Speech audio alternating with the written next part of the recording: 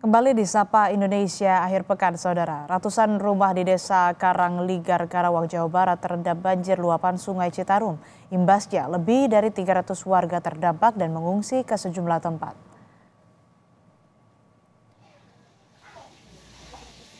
Sudah 3 hari banjir akibat luapan Sungai Citarum dan Sungai Cibeet di Desa Karangligar, Karawang belum juga surut.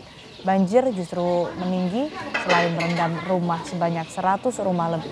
Banjir hari ini merendam akses jalan utama warga penghubung dua desa. Akibatnya aktivitas warga terganggu karena jalan tidak bisa dilintasi.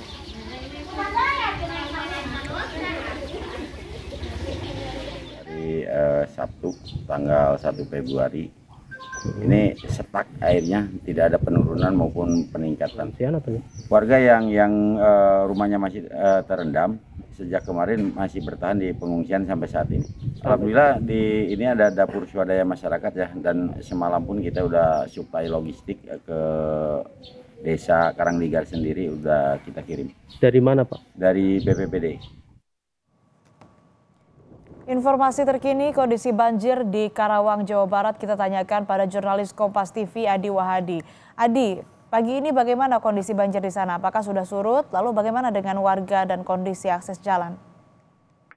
Astri dan juga saudara, pantauan terkini hari keempat banjir akibat dari luapan Sungai Citarum serta intensitas curah hujan cukup tinggi.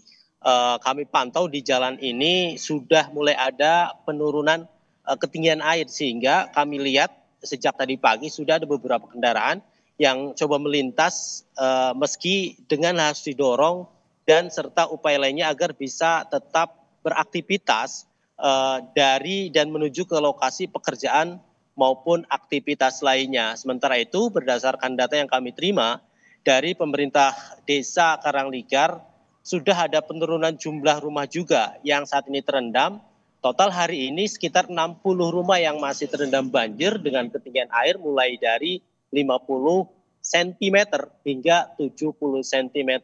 Dan sekitar 200 jiwa saat ini masih terdampak banjir. Mereka yang terdampak ada beberapa warga yang memilih mengungsi ke tempat aman seperti rumah ibadah serta aula kantor desa yang disediakan oleh pemerintah desa. Kemudian ada pula warga yang memilih bertahan di rumah mereka masing-masing meski dengan kondisi rumah yang terendam banjir. Sementara itu, untuk bisa memenuhi kebutuhan warga selama berada di pengungsian, pemerintah daerah Kabupaten Karawang bersama Dinas Sosial, BPBD, dan pemerintah desa terus melakukan suplai bahan makanan yang saat ini keperluan makan dan minumnya ya ini disediakan oleh dapur umum yang didirikan oleh warga secara swadaya untuk memenuhi kebutuhan makan dan minum selama berada di pengungsian.